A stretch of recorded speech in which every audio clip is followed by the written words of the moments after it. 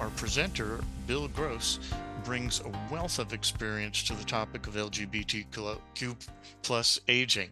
He has worked for the past 9+ years at SAGE, the world's largest and oldest organization dedicated to improving the lives of LGBTQ plus older adults. As Senior Director of Supportive Services, he oversees a diverse range of initiatives in New York City and South Florida, including care management, HIV programs, veterans services, and friendly visitor programs.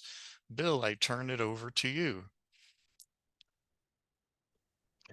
Thank you so much, Jeff. It's really a pleasure to be here, especially during Pride Month, to talk about LGBTQ plus aging. Um, as Jeff said, I work at SAGE, which is the world's largest, oldest organization dedicated to serving LGBTQ plus older adults. We're going to be talking about SAGE kind of towards the end of this webinar, just to give you a broad range of the services we provide. Um, but most of this webinar is going to be spent talking about the populations that SAGE serves. As Jeff said, so I'm a social worker. I've worked for, gosh, almost 3 decades in the field with primarily LGBTQ plus nonprofits. Here in New York City with Gay Men's Health Crisis, with Callan-Lord Community Health Center. But for the past almost 10 years now, it's been exclusively working with older adults. And there's nothing I love more than talking about the different needs of these populations, the different ways that they have experienced resilience in their lives, and the ways that we can support these populations in their needs as they age. So what I'm thinking is, in terms of an agenda, and this is the one thing I didn't put on my PowerPoint, so I'll say it before I share it. We're going to start with a little bit of LGBTQ plus 101. And I hope you all will forgive me if this is elementary for you. I know that for some of us, these terms are easy and we use them a lot, but I just want to acknowledge that for some, we may not be completely confident yet in the way that we're using some of these terms. So I think webinars like this are always an opportunity to just start. It's only the first 6 slides or so, to just start with a bit about the basics before we kind of progress into more of kind of a deep dive into LGBTQ plus aging. We'll talk about what makes these populations, these generations, different than the general population. Why do we need an agency like SAGE when there are lots of other senior centers across New York City and across the country? What are the specific needs of these people? A couple tips on how we can support these communities. And then I will end, as I said, by talking about SAGE, because I'm proud of working for this agency for the past 10 years. And I think we do a really good job, by the way, not just in New York, but across the country. SAGE is actually a national organization now. We've been around since 1978. We are still headquartered here in New York City, but we have services across the country and actually internationally as well now, supporting LGBTQ plus elders, primarily over the age of 60. All right, so I'm going to share my screen and we're going to get going here.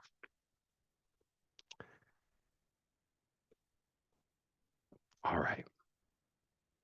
So let's talk a little bit about this population at large. This is a growing population. It's growing because of the aging of the baby boomers. And it's also growing because more and more people are coming out later in life. We have people at SAGE, participants at SAGE, who are 70 years old and who have come out within the past 10, 15 years. It's really special to have an agency that can serve people in that way for people who have lived openly all their lives as part of this community or who are just joining us now. So as you see here, as many as 7 million LGBTQ plus older adults in the United States by the year 2030. That is a big number. Okay, so here's the 101.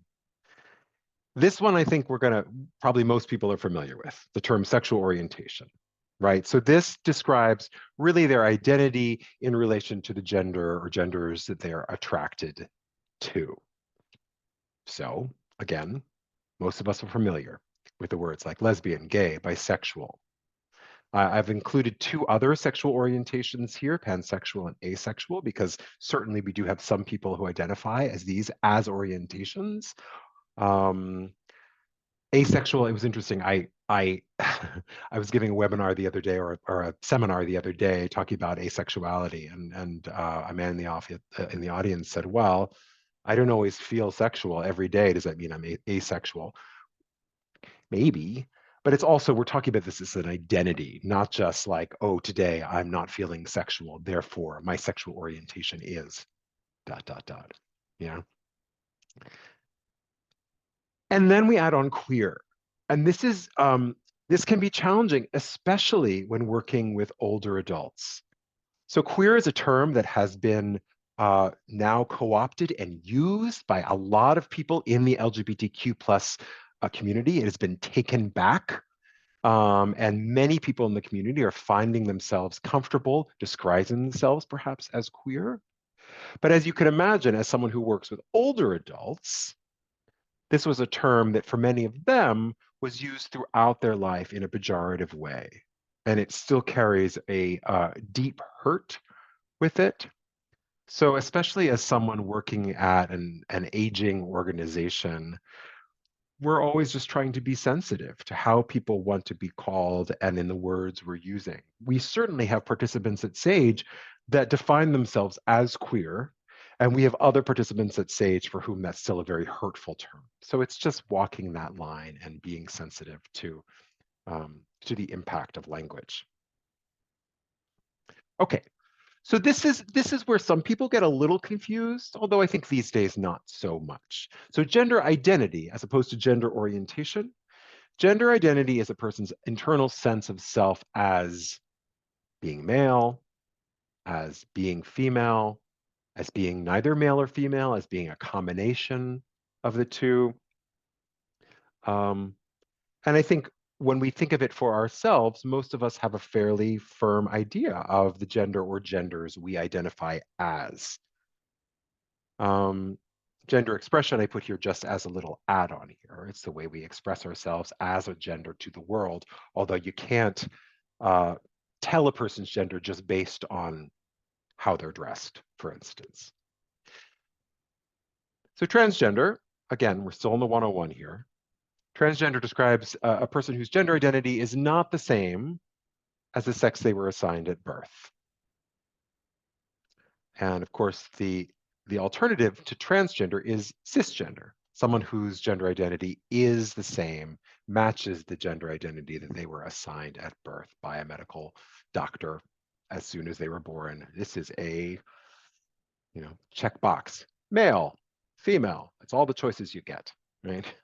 And there are an estimated 1.4 to 5.6 million transgender adults living in the United States. And by the way, I love that we have pictures in here of transgender older adults. You don't normally see many representations, photographic representations of transgender older adults, but boy, are they here. So some of the pictures I'm using in this slide deck are SAGE participants, others are pictures taken from elsewhere, but I'm so glad we're having a photographic representation. Plus, you would not know that they were transgender just by looking at That's them. right. Mm. Absolutely, Jeff. Yeah, for sure. For sure. And to be clear, again, when we talk about gender expression, let me go back a slide. So gender expression is not a foolproof way by any stretch of the imagination of, um, of determining someone's gender identity. Yeah, good point, Jeff. Um, and we hear a lot about pronouns these days, right?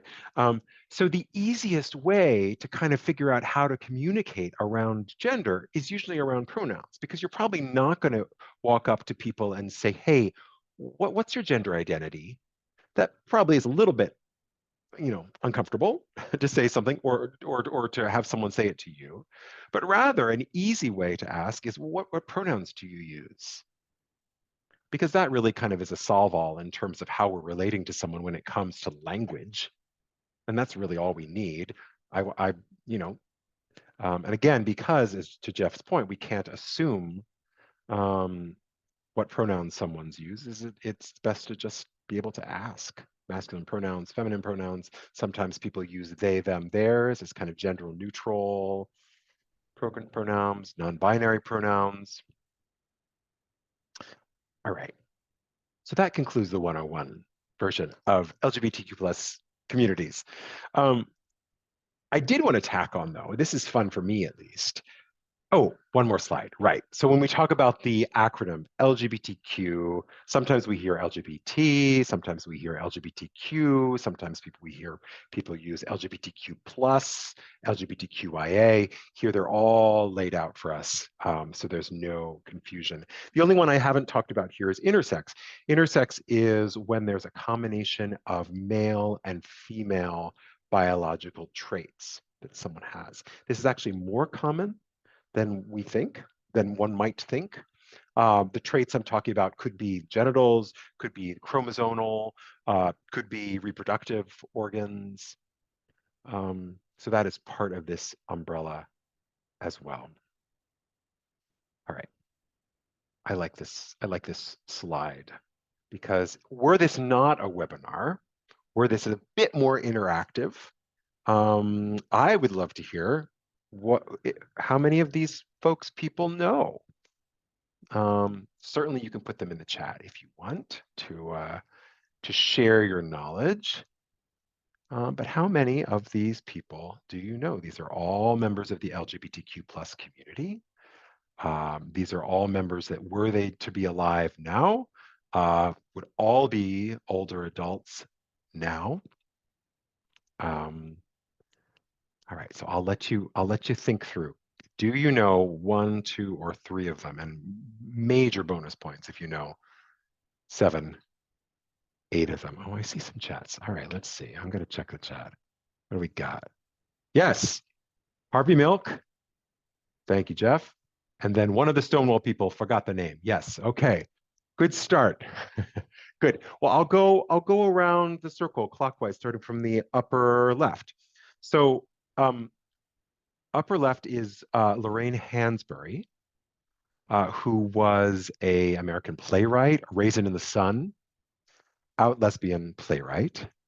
To her right is Barbara Giddings. Barbara Giddings was a famous lesbian activist. She was one of the organizers of the Daughters of Bilitis, which was a big lesbian activist group in the 1950s and 1960s. She was also very involved in fighting against the American Psychiatric Association's putting homosexuality as a mental illness. Huge activist. The one to the right of Barbara Giddings is Marsha P. Johnson. And yes, Jeff, this is what you were referring to. Big activist, original person at Stonewall, fighting at Stonewall, famous transgender activist, was not as known during most of her life, actually, in the 70s and 80s and early 90s. She was known among circles, but has gotten bigger fame, deserved fame since that time, unfortunately, since her death, as really one of the founders of the trans activist community, along with Sylvia Rivera, who was another big trans activist of the time. Yes, Harvey Milk is to the right. Harvey Milk was one of the first, perhaps the best known first public officials who was an out gay man. Below him is James Baldwin, author, activist. Next to him, to his left, is this probably a lot of folks don't know, Christine Jorgensen. Christine Jorgensen was a famous actress and singer who in the 1950s was well known as one of the people who had gender confirmation surgery, a trans person who had gender confirmation surgery in the early 1950s when nobody was coming out and talking about it. Next to her is Bayard Rustin, who was one of the original planners, organizers of the 1963 March on Washington. out gay man who was to some degree silenced because because some of the other organizers didn't want to kind of disrupt from the vision of the march itself in terms of civil rights. And so to some degree, his role was lessened in order to silence the fact that he was a gay man. And to his left is Edie Windsor. And Edie Windsor was the lead plaintiff in the case that overturned the Defense of Marriage Act.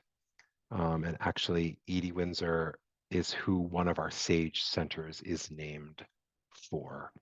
So we can thank Edie Windsor, among others, for the freedom to marry for LGBTQ plus folks. Great. So continuing with a little bit of LGBTQ plus history, I always think this is interesting. This is by a researcher named Karen Fredrickson Goldson. And she's a current researcher who's done a lot of research into the LGBTQ plus populations, and especially among older adults in the historical context. And she broke down the generations of older adults in these communities into these three um, generations, basically: the invisible generation, the silent generation, and the pride generation. So the invisible generation, for people who were coming of age in the 1920s and 1940s, obviously this was a time when there was hardly any public discourse about LGBTQ plus older adults. And that's why she's calling it the invisible generation, because there was just no conversation at all that was happening in mainstream media, etc. The silent generation, people who came of age in the 1950s and 1960s, this was a time when there were multiple public attacks on our communities. So I'm thinking of, some of you may have heard of the Lavender Scare, where they tried to get rid of government employees who were LGBTQ plus, or the criminalization of sex acts around this time, around this era. It was also around this area that the American Psychological Association listed homosexuality for the first time as a mental illness. So people who were coming to age in these generations were met with by this pushback. And as a result, some of them, went back into the closet. These are many of our participants actually from these generations. The 1950s came of age in the 1950s and 1960s, and may have been very, very selective of who they were out to, certainly when it came to work, family, etc., as they were growing up. And then the I, pride generation. Yeah, Jeff. oh, I'll let you say the pride generation, then I'll say my question. Yeah, totally. So the pride generation coming of age in the 1970s and 1980s, obviously this was just during or just after multiple civil rights movements. And so these generations were very influenced often by these movements, by the Stonewall riots, which we'll talk about, which was in 1969, by the repeal of homosexuality as a mental illness with the American Psychological Association in 1973. This also, as you say, since we're saying the 1970s and 1980s, this is also the start of HIV and AIDS. So these were generations, all the generations were impacted, but some of these earlier, younger generations were especially impacted by HIV and AIDS. These are the generations that often make up SAGE's client base. And the reason I'm bringing this up, I think it's for any of us who are a bit younger. I'm a little bit younger, I'm in my 50s, but who are younger than that 60 plus, I think it helps have a little bit of context of the world in which folks were coming out in, or coming of age in. Yeah, it sounds Jeff. similar. It's similar to what the generations are called in the general population, like there's like the silent generation, the baby boomers, the Generation X, and now there's I think the millennials, and I believe the first millennials are turning 59 this year. So next year, the first 60-year-olds from the millennials are going to come. Uh, unless I'm thinking Gen X, but Gen X. I'm Yeah. wondering what their equivalent would be in the LGBTQ plus community, and I wonder if we should be watching uh, Dr. Fredrickson Golson to see what she has to say. Great point. Yeah, I mean, in versions of this, sometimes when I give this kind of talk, I do extend it into talking about what was happening in the 1990s, 2000s, 2010s. I mean, um, obviously in the 90s, HIV continued to just be uh, decimating our communities, in which sometimes people's whole peer groups were were passing away from HIV and AIDS. Um, you know, 1990s, Don't Ask, Don't Tell, President Clinton, which was a failure to protect the rights of LGBTQ plus people in the military. Oh, as long as you don't tell us that you're gay, you'll be fine, which really was not the case. It actually led to, you know, thousands of discharges over the years.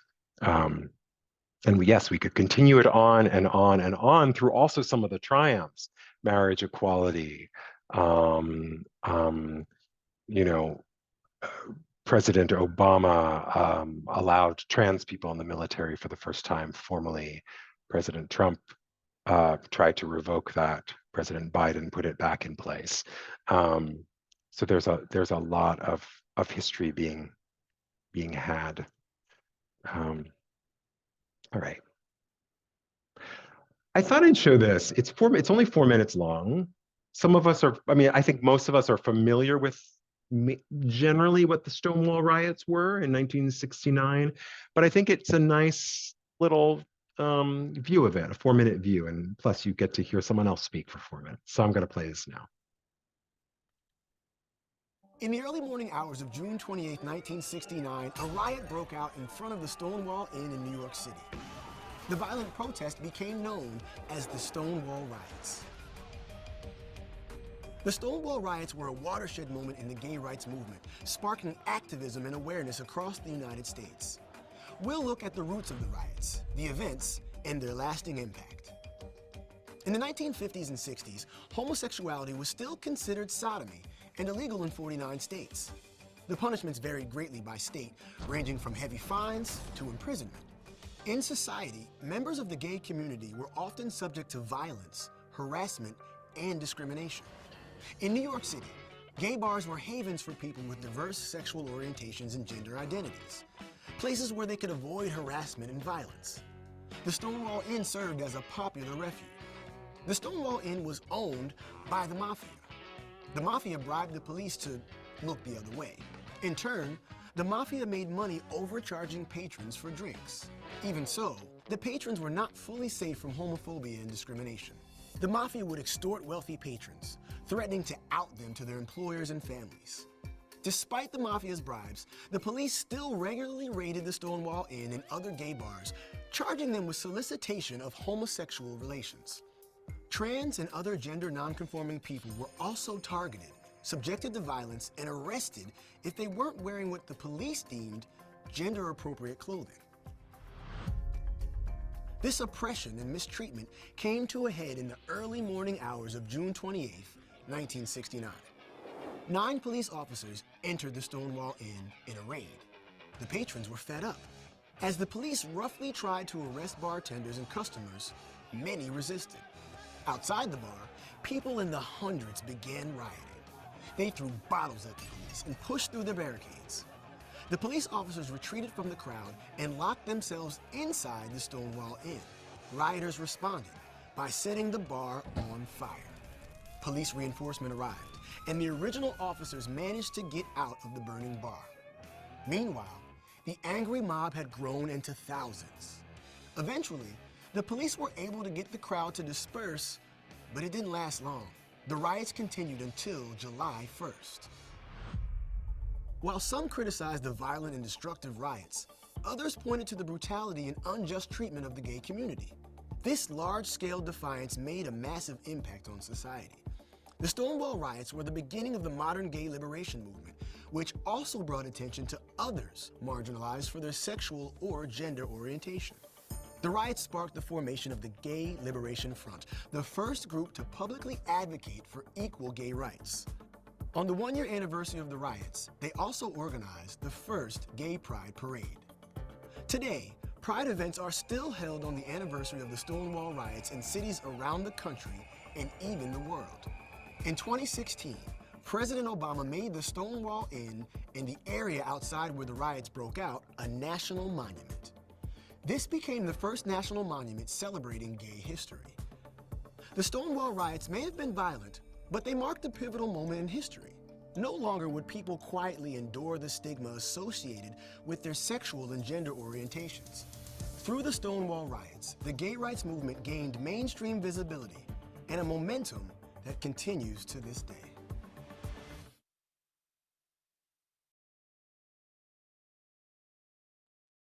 Oh, we have something in the chat from Jeff. The Compton cafeteria riot and arrests occurred earlier in San Francisco and is often ignored by even gay historians, showing some bias towards New York-based events.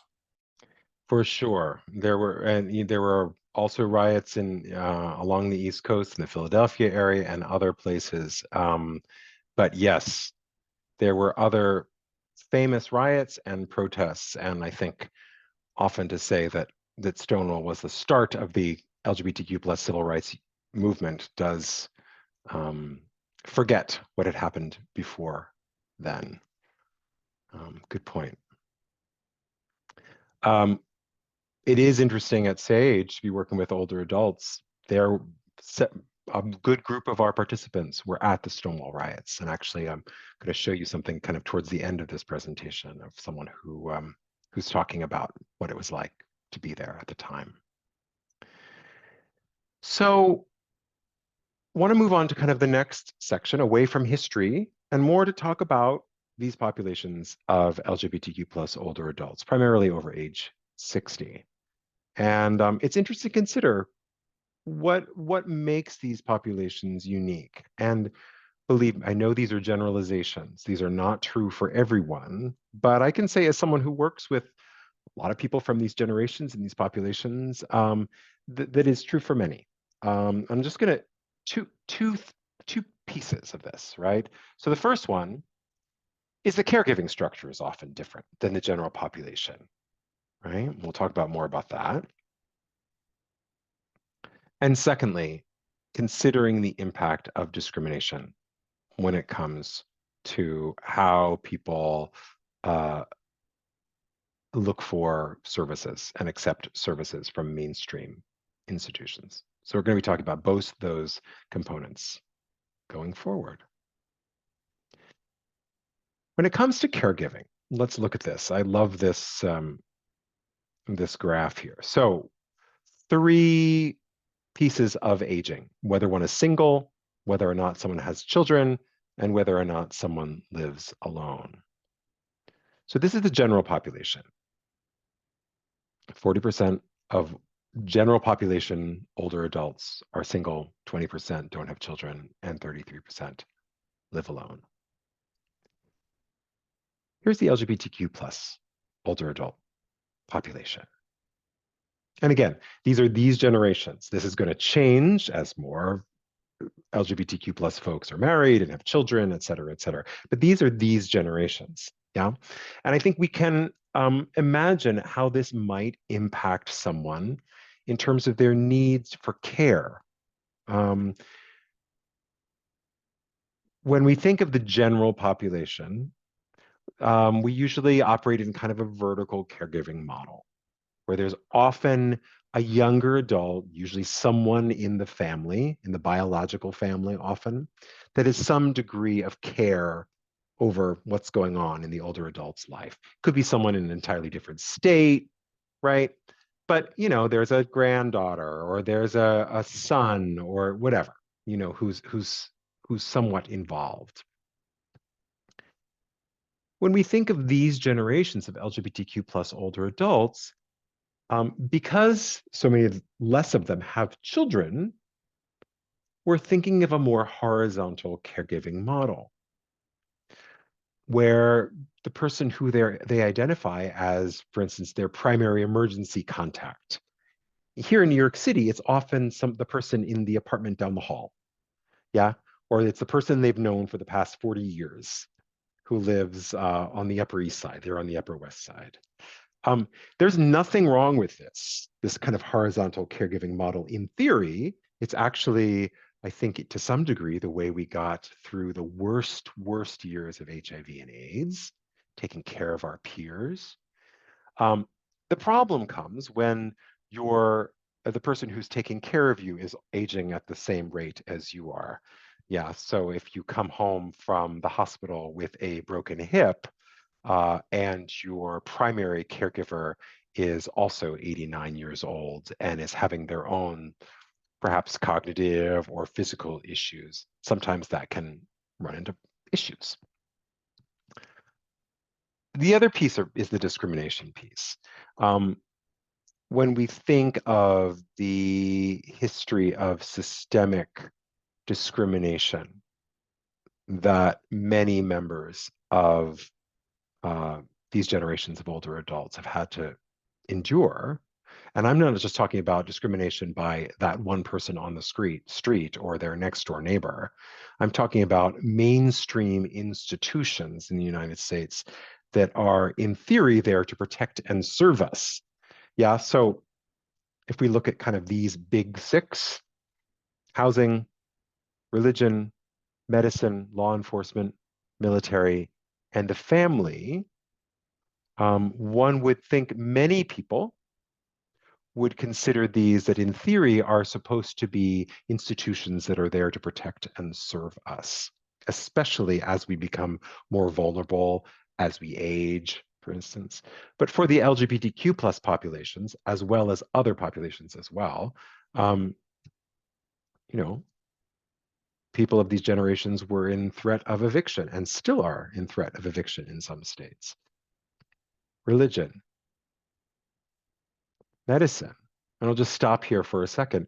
So I talked about the American Psychological Association, who named homosexuality as a mental disorder.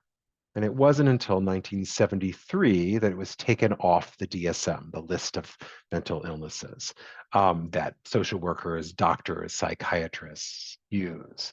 And 1973 feels like a long time to most of us. I have the tendency to think that surely 1973 still must be 30 some years ago, but it's not. It was a long time ago.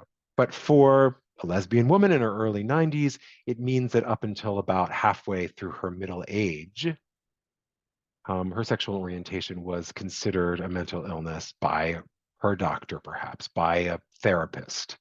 And how is that going to impact how someone like that seeks medical or psychiatric care today? These kinds of things stay with us, even in a different time. And I'll just go through these other things. Law enforcement, of course, the military, and family.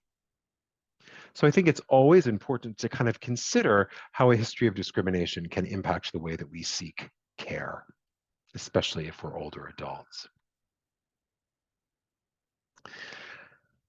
There's a lot of, there's a term in social work, minority stress. And this happens to multiple populations who are systemically oppressed. It's the stress that occurs because of the oppression, and then the resulting behaviors that occur when someone is psychologically stressed. Even if we're just stressed for the day, I know if I have something that I'm stressed about, I tend to eat a lot. That's like my go-to. So what other coping mechanisms do we use, especially for someone who is a member of a community, such as these, who is on a day-to-day basis discriminated against? And some of these are adaptive coping mechanisms, and some of them are maladaptive, in that something like smoking, excessive drinking, can be higher in these communities and in other communities that are discriminated against. And if a person has multiple levels of identity that are oppressed against, because of their race, because of the fact that they're in a wheelchair, and because they're LGBTQ plus, there are then also multiple levels of minority stress in those categories. So again, we talked about adaptive and maladaptive strategies to cope with discrimination, with stress. And here are some of them. Many people who are at SAGE have, if they're lucky, a small group, a core group of friends that they are close with. And unfortunately, as we age and those friends become sick or they pass away, that then leads to increased, perhaps, isolation. Making home an important safe haven. I love to kind of bring this up, especially with some of our volunteers at SAGE who go into people's homes, just to realize that they are stepping into a safe space for many of our participants, and to be aware of that and to be mindful of the way they move, like literally through that space. I kind of, this is the part in this webinar that I always like to remind ourselves that these generations of LGBTQ plus older adults are not some kind of fragile group. Yeah, these are people who've had to survive and who have thrived and have a great deal of resilience, who have gotten this far. And although we're acknowledging some of the challenges that they've had to go through and they may still face, I would never want to reduce any generation of folks into some kind of victim status, right? You can ask anyone at SAGE, any of our participants, they will definitely say they are no victim. They've gotten this far. Can't talk about LGBTQ plus older adults without also just touching on HIV. Yeah. And HIV, not only in the decades that they went through in terms of loss, whether or not the person themselves is living with HIV, but also as a very present reality. So 70% of the people from this age group, age 50 plus, this is, are living with HIV are age 50 plus. 70% of the people living with HIV in the United States are age 50 plus. And 17% of current new HIV diagnoses of people over age 50. That's I think probably surprising to some people. These aren't necessarily HIV infections, these are HIV diagnoses. It could have gone for a while. And this is why this statistic, 30% receive a concurrent AIDS diagnosis. To receive an AIDS diagnosis, it means that HIV has generally been present for some time. So this high number of concurrency means that people have not been getting tested for a while, and they receive both their HIV and an AIDS diagnosis at the same time. Goes to something we're going to just touch on right now in terms of people's willingness or feeling free to talk to their doctor about their sex life, about their partners, about their risks for something like HIV. And that's what this slide is, talking about health and wellness. I won't go through all these, I don't want to, but just that last statistic, that last bullet point, 8 out of 10 LGBTQ plus older adults or over age 50 report they would feel more comfortable if their physician had more training to interact with their community. And that training is very rarely there. You know, it's also to a degree a sense of ageism, like, oh, someone's Someone's 80, surely they're not having sex. Surely I don't need to give them an HIV test. Yeah, and that's not necessarily the case. I mean, HIV or no, we should be encouraging medical professionals to talk about sex and intimacy with people as they age, because that is occurring. Whatever degree of sex and intimacy someone is having, it's occurring. We don't turn off being sexual beings, when we hit 45. I think more and more medical professionals need to be aware of that in the way that they're kind of approaching these conversations. And not just medical professionals, but nonprofits such as SAGE. I'm so proud that at SAGE in this past year, we've launched the SAGE Center for Sexual Wellness and Aging. And its whole purpose is to talk about sex and intimacy as we age, and that conversation about, you know, what is sex like for you? What do you like about it? What do you not like about it? What has changed? What has stayed the same? How do you negotiate boundaries with your partner or partners? I just think it's so important to have these conversations with folks, because it's not kind of really happening in one-on-ones. So here's just a slide for supporting LGBTQ plus older adults. This is a slide actually I've used mostly for like other agencies or doctors or things like this, but I think it can be helpful for just all of us in our lives, right? I mean, it's the same kind of, to some degree, it's the same kind of the way we would support any older adult, building rapport if they're interested, making those connections with older adults in our lives. I live in an apartment building in New York City, and at least it's been my experience, it's very easy to be. I have 24 units in my apartment building right now. I feel like I know the names of like 2 other people here. But trying to make an effort to make those connections, especially with populations who may or may not be isolated. Yeah, names and pronouns, listening to each other's story. I think we can, support each other in that process. Expanding a definition of family. A lot of us. I don't think just older adults. A lot of us in the LGBTQ community use a definition of family that doesn't just include biological family. And I think it's important to kind of realize that. Great. And then before I talk about SAGE, I just wanted to talk, here's just for those of us in New York, I know we have people across the country, and I should have actually provided a slide that gives national resources. But SAGE is a national resource, and you can go to this website, www.sageusa.org, and learn more about our national resources and specific to New York City as well. These are just some New York City organizations that serve LGBTQ plus older adults across the boroughs in New York City. But you're welcome to go to the SAGE website, and we can direct you to kind of the right resource around you. Yeah, so let's talk about SAGE.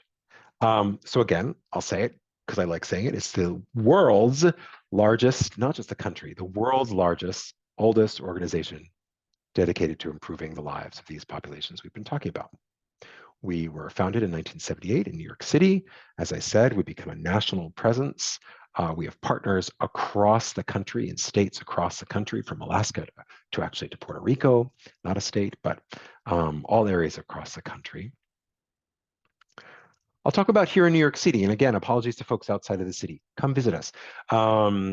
We have 4 SAGE centers across the boroughs, which are basically senior centers. They have a whole wide variety of activities and meals and support groups and all sorts of stuff.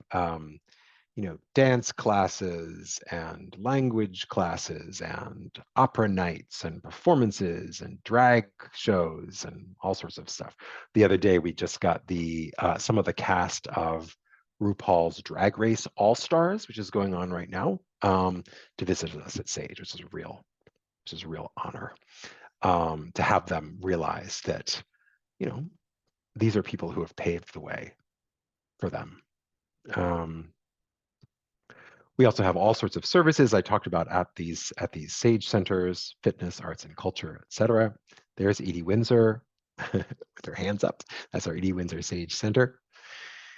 And we provide case management, caregiving, friendly visiting in New York to folks, especially who are homebound or kind of neighborhood bound, volunteers who will go and visit them once a week in their homes. SAGE Vets, SAGE Positive are specific services for veterans, people who have served. One of the things I love about SAGE Vets that it does is it partners with legal firms to upgrade other than honorable discharges. So if someone was discharged from the military because of their gender identity or sexual orientation and received an other than honorable discharge, in many cases, SAGE and these legal organizations, these agencies can work to upgrade that discharge back to an honorable discharge, which I think is such a moving thing to do, because not only does it afford the person military benefits and their spouse military benefits, but it also addresses what can be decades long of stigma for being discharged. SAGE Positive is for LGBTQ plus older adults who are living with or potentially impacted by HIV. So that's a big and thriving program that we have. So I wanted to end today with this video. This was made 5 years ago, so it's a little, it is aged along with the rest of us. But this was made, the reason I'm including it, it was made for the 50th anniversary of Stonewall. We are about to approach the 55th anniversary of Stonewall, the Stonewall riots. SAGE partnered with Airbnb to make this video of some of our participants and younger generations talking about Pride, talking about Stonewall. I'll finish with this. I think one of the biggest things is a lack of trust of the older generation to the younger. That gap took away the part where we can actually come together and talk about the issues of our community.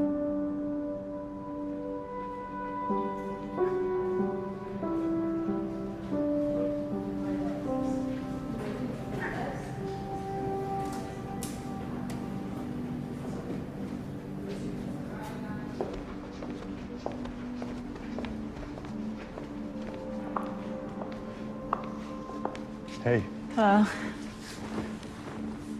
I'm Leah. I'm Richard. Frankie. Hello, Barbara. Nice to meet you. Hi. Hi.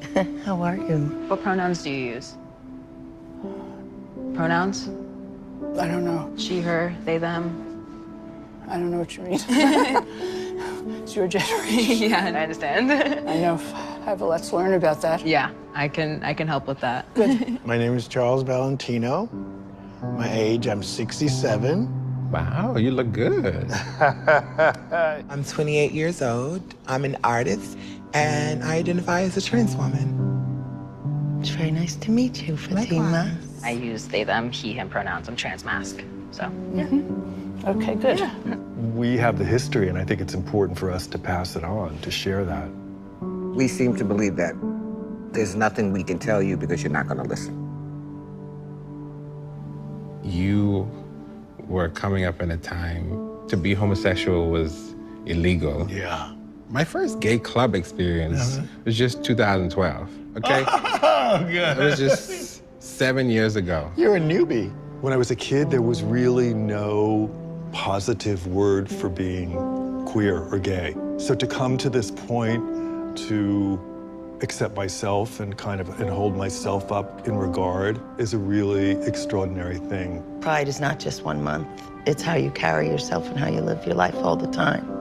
I would say that pride for me starts in the mirror, liking what I see there first. It's a way to celebrate, but we also can't forget that the reason we have the Pride Parade is because of what happened at Stonewall 50 years ago. Stonewall means a great deal to me. It occurred only 3 months after I came out. I think I'm still learning about Stonewall and trying to reconnect with the history that folks like me went through and lived through. Up until that point, gay bars were always raided. People were put into paddy wagons and taken away. I was there that night that it all went down. We've had enough. This is it. This is it. Enough. I have this incredibly vivid image of a policeman standing with his stick in the air. They were beating people. It was really awful. I think of names Marsha P. Johnson, Sylvia Rivera, Miss Major. You saw things that I didn't see. In the 60s were the riots, and then there's the AIDS crisis. Yes. And within our own community, there's a lot of stuff that we still have to unify on. It's wild how much attention we could give to rainbow flags, but not to, I think, dead Black bodies, specifically Black trans girls. I'm gonna be the same person regardless of if I'm a man or a woman. I think personality and like how somebody is, like if they have a good heart, like that's all that really matters, not how they identify. I know people in my generation are grappling with that and trying to understand that, knowing how we were prejudiced against, that I certainly don't want you and your generation to be prejudiced against because of us. Oh, I think you're wonderful. I think you're doing really well. It's nice to see young people that are really advanced in their thinking. You know? We lost the grandparent experience. The aunts speaking to their nieces and nephews, the uncles. We've lost that, and especially within our communities. I feel like having moments like these where we can talk is the right step to make, just kind of bringing it all back together. This is step one. Definitely step one.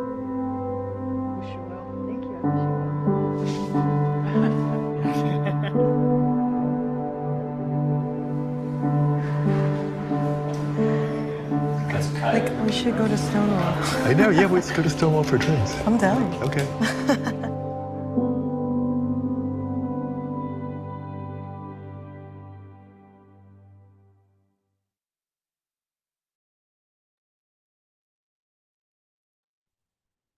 So I'm grateful to have spent some time with you here today to share about these populations.